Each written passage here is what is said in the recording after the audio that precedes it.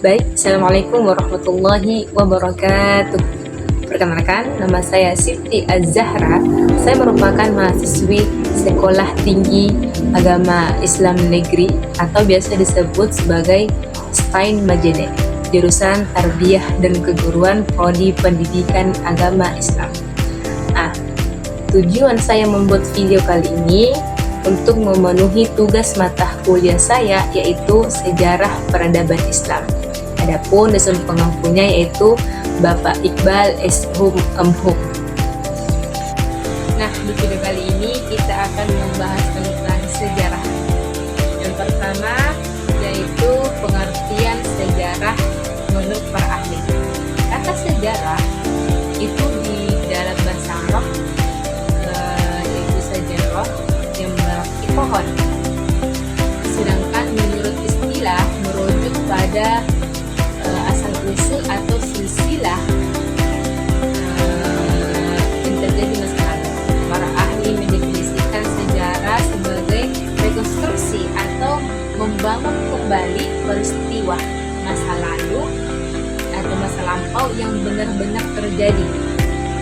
Salah satu ahli sejarah berpendapat yaitu Sartono Kartodirjo.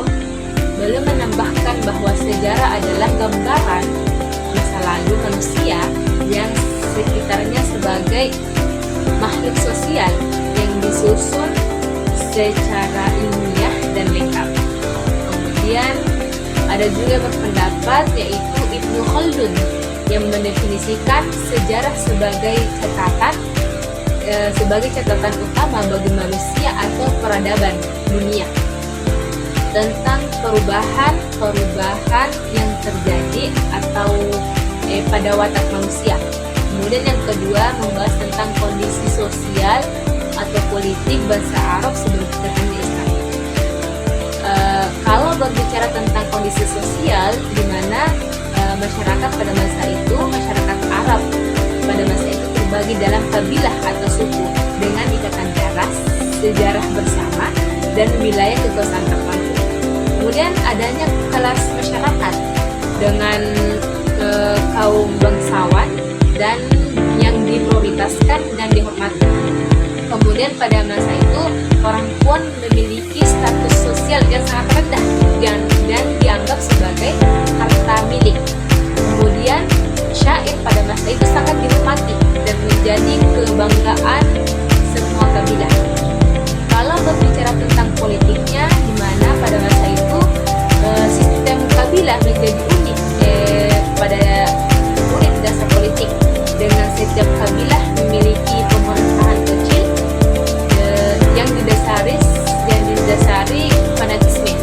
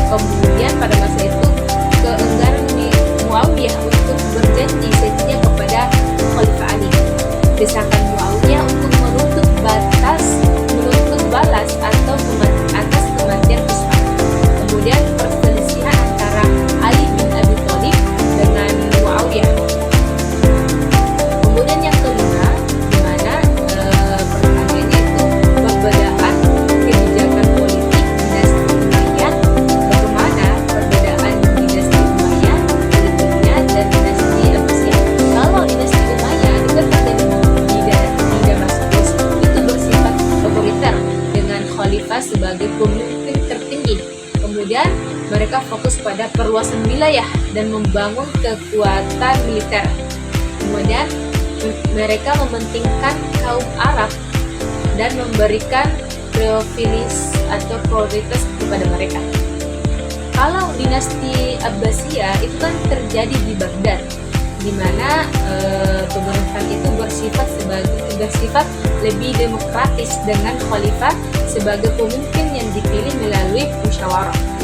Kemudian mereka fokus pada pengembangan ilmu pengetahuan dan kebudayaan, dan mereka mementingkan keadilan sosial dan memberikan kesempatan kepada siapa saja, semua golongan untuk menjadi pemimpin mereka.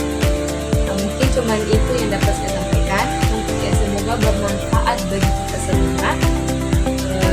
Saya ucapkan billahi taufiq wal hidayah. Assalamualaikum warahmatullahi wabarakatuh.